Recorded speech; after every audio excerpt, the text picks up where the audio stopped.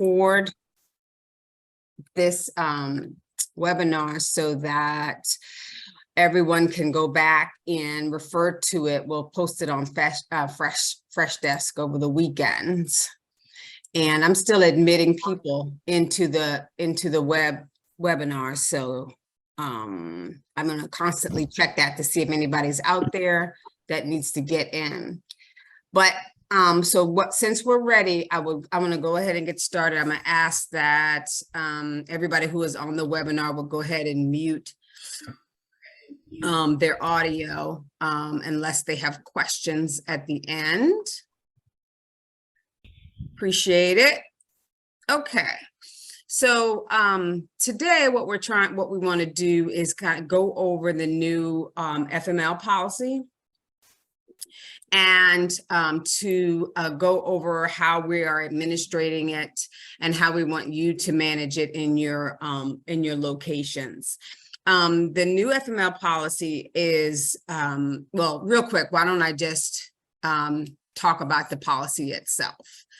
So as you know or have heard that we have instituted a new FML policy whereby employees who qualify for family medical leave will receive 8 weeks of paid family medical leave without having to use their own leave. So if a person in your location qualifies for family medical leave, then that for 8 weeks, they will be able to receive that without having to dip into their own leave bank. So that's basically it. But there are a couple of different instructions and details that we want you all to be familiar with as we administer it, because I'm sure that you have some questions, and I'm sure you have questions from your employees on how it's administered. First and foremost, whenever you have an employee that comes to you with a possible FML case or a short-term disability case, as always, we want you to reach out to Beatrice. That does not change. That is going to be, consistent. You want to have you and or the employee reach out to her so that she can communicate with them, open the case, and provide with them the proper correspondence. Now, because of the new policy, most of the correspondence has been updated or changed. So the letters that employees receive from our office indicating that they've been approved for paid leave or short-term disability leave have been updated.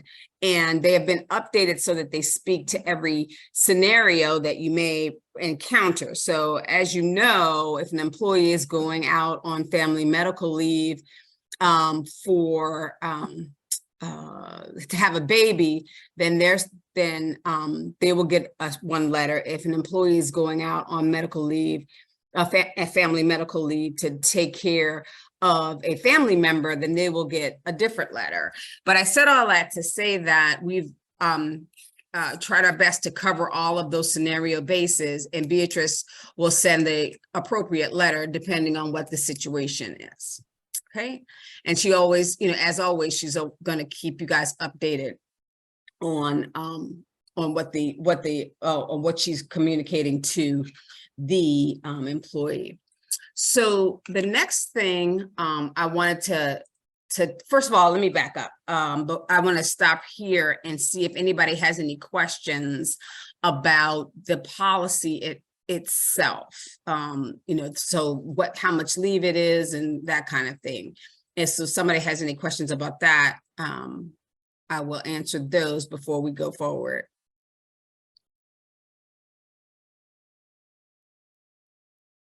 Okay.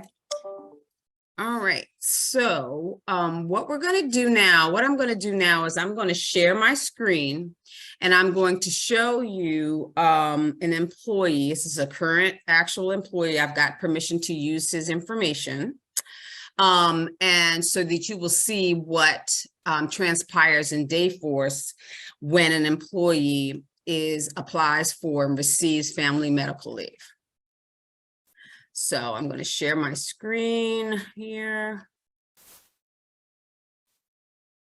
Okay, I hope that everybody can see that. If you are looking at my screen, then you see employee Carrie Nevins. Carrie Nevins is an employee of the diocese. His wife was had a baby in mid-June, and he applied for and received family medical leave. So I'm going to click on him and show you where the balances for the paid family medical leave are stored. You won't have to adjust these because Beatrice will do it on your behalf. But I wanted to show you where it is stored if you wanted to look and find out what their balance was, okay? So if you're in this employee screen, moment. Sorry, I wanted to make sure that I showed you from the right viewpoint. Okay.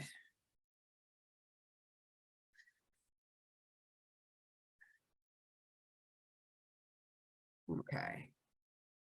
So if you look at this employee's record and you want to go to work and you want to go to balances, okay?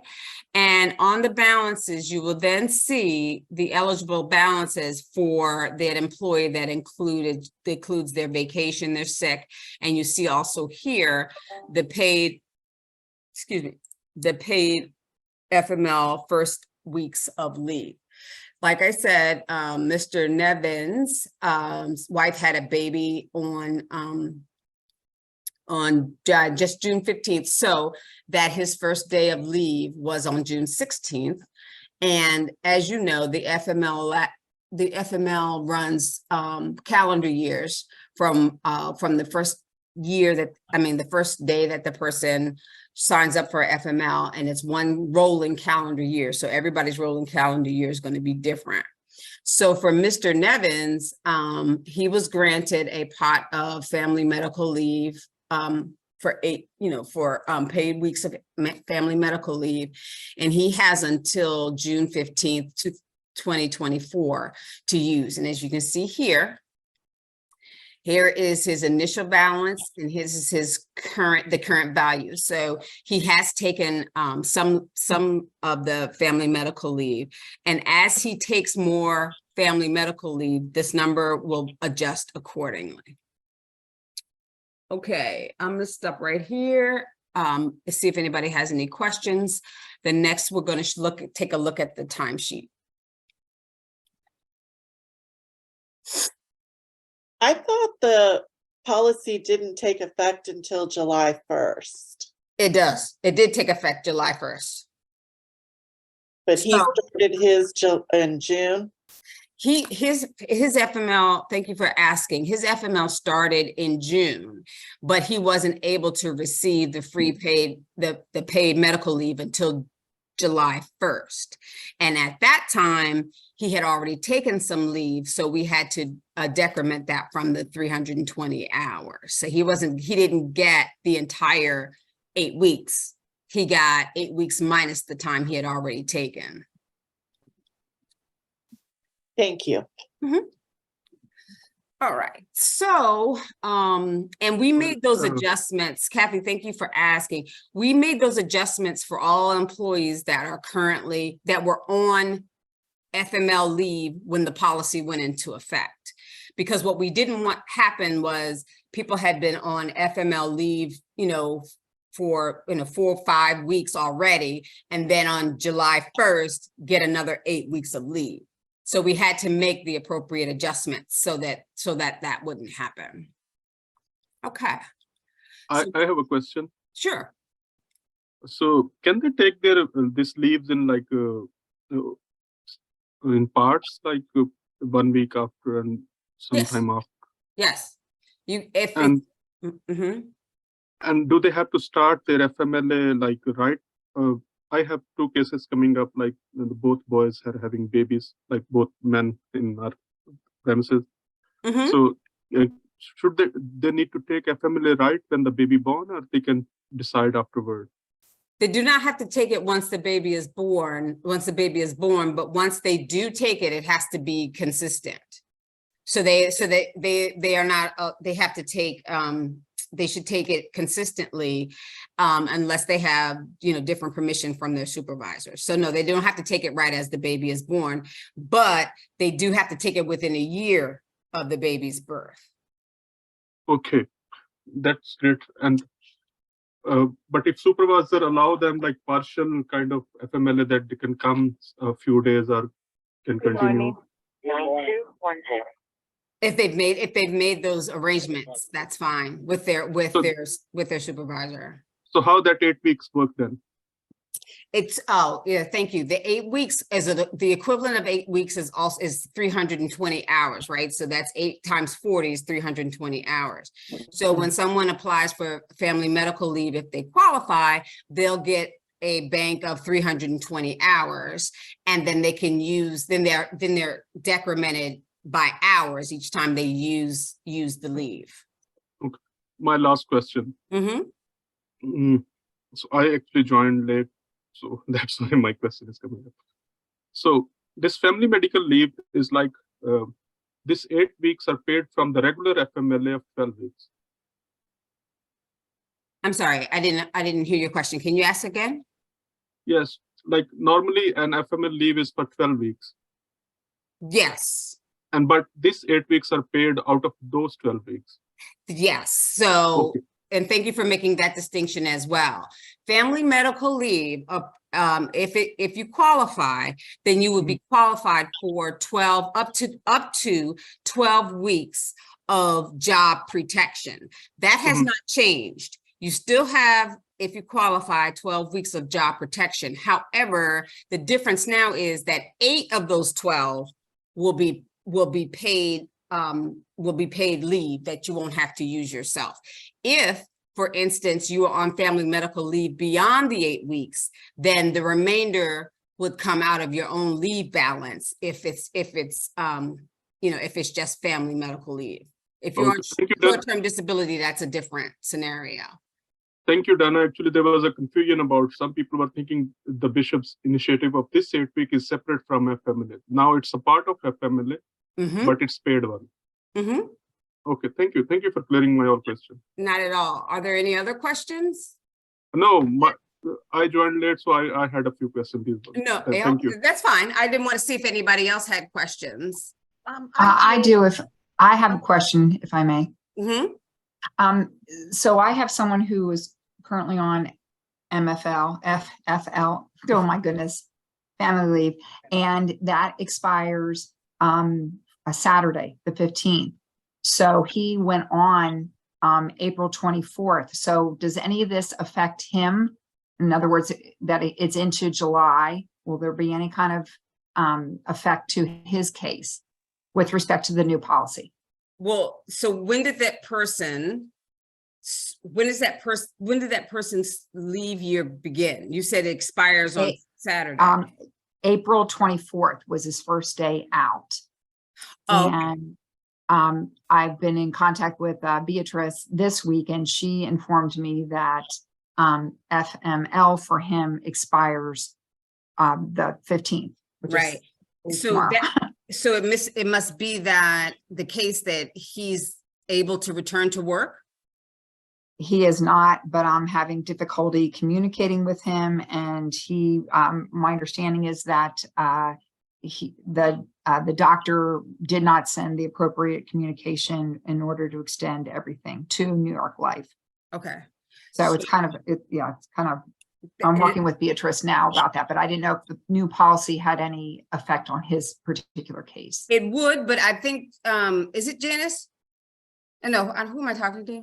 Mary Beth Ranieri. Oh, hey, Mary Beth. Yeah, can we table that one until the end? Absolutely, absolutely. I don't want to muddy the waters. No worries. I'm not sure I have all the information, so I want to make sure I understand completely. And I may end up answering your question before we get to the end. No worries. Okay. Thank you. All right. I'm sorry, Dana. I have a quick question too. Yeah. This is Janice at Good Shepherd. Hey, Janice. So I have an employee that similar to Mary Beth, but she's been on intermittent FML Uh-huh. and her year is just about up within like a couple weeks, probably. I Uh-huh. need to check. So I was wondering if the intermittent FML is also impacted. Yes, this applies to all FML. Okay, thank you. Mhm.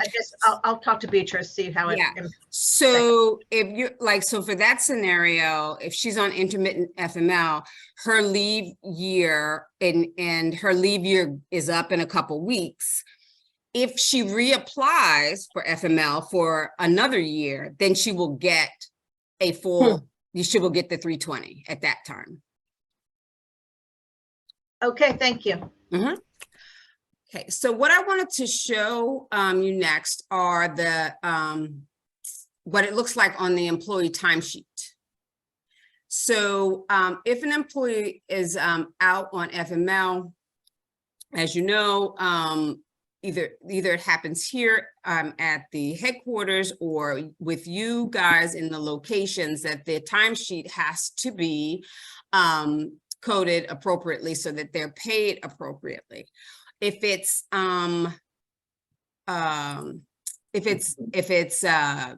intermittent FML, the timesheet is definitely the better way to administer it. If it's consistent FML, like for consecutive days, then it's probably easier that you at the location or us at headquarters put that information in, because the employee could possibly be, not able to put their timesheet in at all times. But as I was saying, I wanted to show you Mr. Nevins, who has, applied for FML. He's been granted FML. Now he's going to complete his timesheet. So if he goes on his timesheet and clicks add new adjustments, and in the pay adjustment type, scroll down to the bottom and you'll see here this new leave code called paid family medical leave first 8 weeks. And that's the code that he will use when he completes his timesheet, right? So what he'll put in hours, like if it's 8 hours, he'll put in 8, if it's 3 hours, because he's on intermittent, he'll put in 3 or whatever and click OK. And I'll do that so you guys can see. Chicken and seafood. And then, so then that leave code shows up on his timesheet. Okay. More towards chicken. Now, you can also, somebody needs to mute Myself into more. unless they plan on giving us all some chicken for dinner, for lunch. Than ounces, so you're still going to get a big portion of fish. Okay, I'm gonna see if I can find out who that is. So aid you in feeling full. But it's also just not like a fish and taste too. Like it's not clean, It's right? more clean. Again, it's kind of more of like a shrimp or a scallop. Let's see if I can find out who needs to mute here. And I think it's also different. A lot of people do salmon. I love salmon, or Arctic char or whatever. So it's no different to that, but I think it's also kind of like, oh, this is different. You don't see often. You mix it up, and so we got icy salmon go on top of salads and things like that. When it comes to Chilean feedback, or different ways to kind of have fun with it and mix it up as well. Yeah, I mean, you can put it on a salad. You can certainly make tacos or anything like that. Yeah. Like This is making me hungry, guys. do another fish. I wouldn't necessarily. Me too. Catfish. I'm gonna try to mute everybody. Thinking so then the I think I inside can. is well or it's done. All right, whoever it was, I think I got him. Okay, so going back to the timesheet, so this is how it would appear on the timesheet. Now, if an employee is completing a leave request, the same code will appear on the leave request that they would submit to you or whoever they submit to have that approved. So we'll obviously leave up to you how you receive leave requests, because it would be the same way in which you would receive leave requests for vacation or sick leave. So I don't know if some of you use the Dayforce system to submit for your employees that submit leave requests electronically, or if some in your locations, they submit the leave requests, by hand. I'm not, you can continue to do or manage it how you manage it in terms of the request. I'm just letting you know that it is the same mechanism by which they will request vacation leave or sick leave. Okay, let's see, all right. I wanted to go over the timing of the family medical leave and what the timeline looks like. Because what I had kind of discovered is in the abstract, it's kind of difficult to understand how these things work. And so I thought that if we put up a timeline, that might be helpful to kind of understand how this works. So I'm going to do a different share now of the FML policy timeline. So let me put that down, stop sharing. Okay. Okay, I'm gonna roll down here because this one's easier.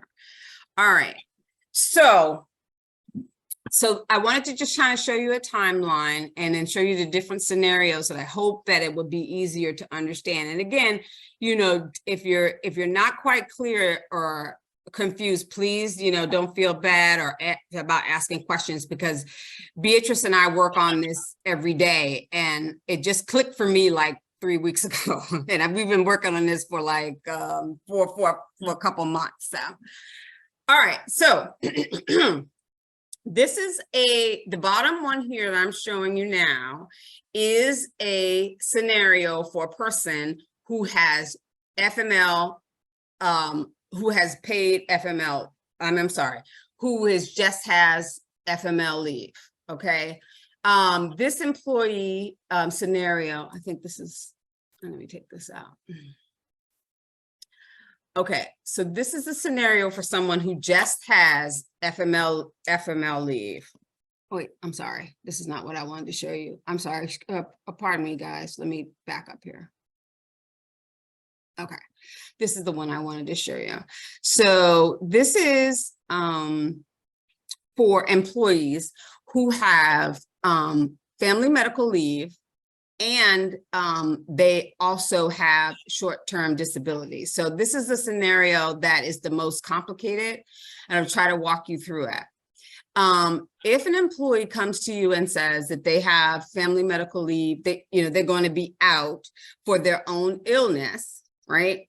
So that means that they may qualify for family medical leave, and they may also qualify for short-term disability. And those things are still true regardless of the policy.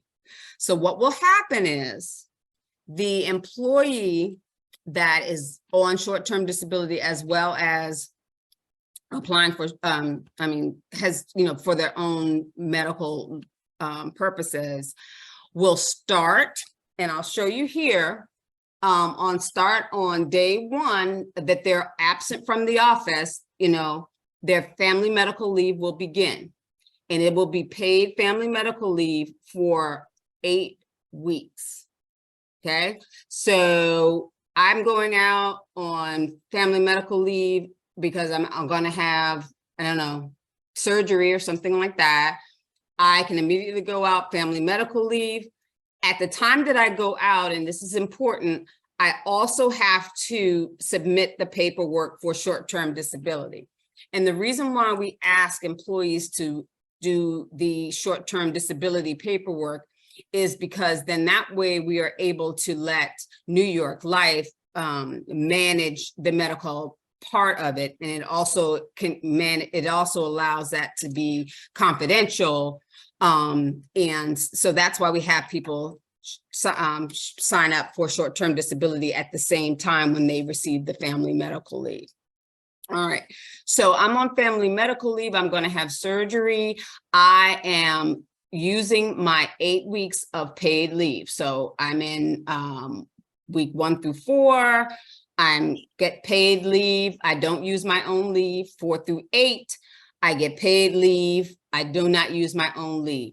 Now, at the conclusion of week 8, assuming that I had a full complement of 320 hours, I have now used up my entire 320 hours. So I have no more paid family medical leave, right? Okay, so now weeks 9 and 10 are what we are, what you are familiar with as the elimination period with New York Life short-term disability. So you know that heretofore, when someone applies for short-term disability, they would have an elimination period of 1 week. Well, now, if they are applying for short-term disability, the elimination period is going to be for 2 weeks.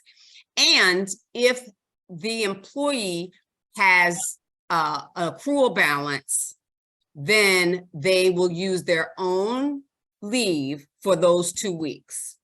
Okay. Now, so that's week 9 and 10. And that's why I wanted to put the weeks here. So hopefully that would help you help us illustrate, understand. All right. So now I've gone for short term, I've used up all my FML leave. I am now have finished the elimination period for short-term disability. Now I'm in week 11. On week 11 is when your short-term disability benefits begin. Okay. And if you're still out, if I'm still out and I haven't been able to return to work by week 11, then that's when the short-term disability benefits begin. And that is paid at 100%. Again, different from the policy before, short-term disability was capped at $1,000 a week. That is no longer the case. It is paid at, because of the new policy, it is paid at 100%. And if you see here, these are the pay codes that you will use for each stage of this, of the illness.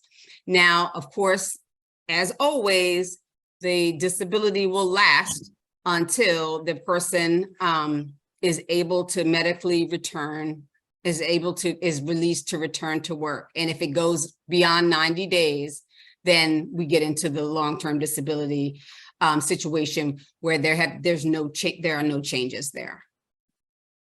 So that was a lot. I'm gonna be quiet for a second to see if anybody had questions. Dana, I have a quick question. Mm-hmm. So I know that payment is not, from what I understand, correct me if I'm wrong, payment's not released for family medical leave until people are authorized and approved. Otherwise, they have to use what they're accrued, I guess, until they get their paperwork in. So there's sort of a incentive to get their ducks in a row and be proactive and file. We definitely, we definitely want people to be proactive, like you said, and get their ducks in a row. But we do not want an employee who is with, who may not have leave and who would or does qualify for FML to not have this protection. So I guess the answer to your question is yes, we do want them to apply ahead of time, and please be prepared. But we also will, we also have the ability to approve FML, right away if necessary or needed. But I will say, as a follow-up, we will not grant the paid FML leave if the employee has not completed the paperwork. They will not get the free leave if they haven't completed the appropriate paperwork. So you can release payment if they have filed and have a claim number, but you'll Yes. give them the benefit of the doubt until the actual authorization comes through. Mm-hmm. Okay. Any more questions? Dana, this is Dave Crankin. Can you hear me? Yeah, I can hear you, Dave. How are you? Doing great, Dana. Thanks. How are you? Good. So a few things. So one, just to clarify, you've been using 320 hours. That only applies to a 40-hour-a-week employee, correct? Correct. That is correct. Okay. And so in this scenario you just presented, an employee who, for whatever reason, has exhausted their leave, Mm-hmm. go through eight weeks of paid absence, then 2 weeks unpaid during the elimination period, and then paid again Mm-hmm. during short-term disability, right? Okay. That's correct. And then just confirm for me that the 12 weeks of FML and Mhm. 8 weeks of paid FML are max upper limits for a 12-month, 1-year period. Is that Yes. So yes, the the 8 weeks of paid and the 12 weeks of job protection run concurrently, right? So for the first 8 weeks, you get paid, and if you still can't return to work, then you have 4 more weeks of job protection, but it's not paid, right? And yes, that's the maximum that you can have in a rolling calendar year. Okay, so I'm leading up to the scenario where an employee might have a second reason for FML occur Mhm, later in that 12-month period. mhm. Or is there any new allowance, or they've used it up already? There's no new allowance, but they have more time to use. They have more time to use it because we always start at the we always use the most recent FML. I think, is Beatrice on the call? Because we just had this scenario last week about that. But yes, that's how that works. She'll chime in if I get something wrong. I'm sure it will tell me. But those are really great questions, Dave, and thank you. And you know, Because an employee could be out, let's say it's a male employee after birth of a child, or female, and then later in the year they have to care for a family member, or there's some other reason to be out for family medical leave. And I'm wondering if their entitlement's been used up for the first reason, if then they don't have any protection for the second event. Yes, that's right. If their entitlement has been used up for the first reason, they don't get a new bucket with the new FML.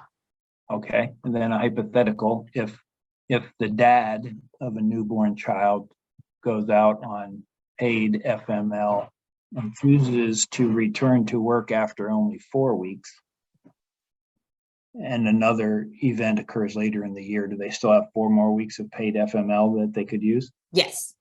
Okay, thank you. You're welcome. Any other questions? That's good questions, Dave. Thanks. Can be a little bit a different question, but as we see, like income protection by the location, short-term disability. But location pays like short-term disability insurance as well. Yes, the location will pay, and the short-term disability will come from your budget, and that's not different than how it's been done in the past. Okay, but I'm still not clear. Then why we don't? If we pay by ourselves, why we pay insurance then? You pay insurance for those employees who don't have medical, who don't have any leave, right? Okay. And so then it protects their income if they have short-term disability insurance. Okay. Thank you. Hey, Dana. Yep. Sean McGowan here. Hey, Sean. How are you? Doing pretty good. What's up? Dana, we've had 2 situations within the last several months where we had challenges getting the medical portion of documentation you needed completed when this was in a country that English wasn't the first language. Yes. Is there a package of information, say, in Spanish that we could request to make it a little bit easier for the doctor in that Spanish-speaking country to fill that documentation out? Yeah. And we would request that through New York Life, and they would be able to get those documents in a different language. And I don't think it's limited to Spanish, but Beatrice will have to correct me on that. But yes, we can do that. Okay, thanks. Anyone else? Okay. Let's see. I wanted to show you this different timeline here. This is the next timeline scenario. If you see this employee who only qualifies for FML. So let's just say that you have an employee that's going out on paternity leave, like Dave scenario, or just an employee that is maybe caring for a family member and they only qualify for FML, not STD and FML, this is what the timeline will look like, okay?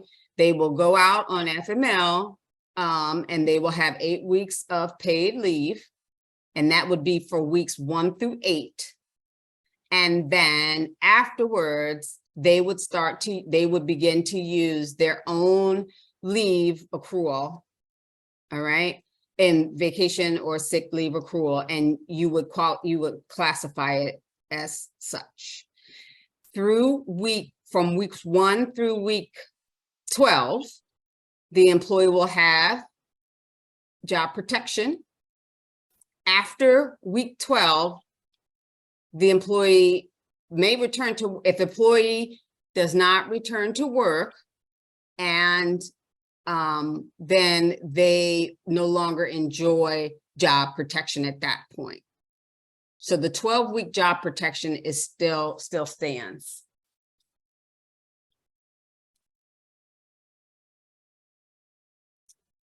Okay, like I said, this was not going to take too long, and I really wanted to get some of this information out to everyone. If you have additional questions, obviously, please email me or Beatrice. Next week, all of the documents related to the FML and the FML frequently asked questions with the new leave policy will be posted to Fresh Desk. And like I said before, we have done a FAQ for every scenario that we could come up with. So one, if you're going to have a baby, one, if your spouse is going to have a baby, one, if you are out for your own medical, one, if you're out for, taking care of a family member. So we've tried to put every scenario that we can out there for the FAQ so that you can have it and that you can share it with your employees. All right, well, that's all I had. Mary Beth, if you want to hang on the line, then we can talk through your question, because I don't want anybody to leave without a question answered if they have it. That's all I have. If we don't have any more questions, then I think that you all should have a great rest of your Friday and stay cool out there.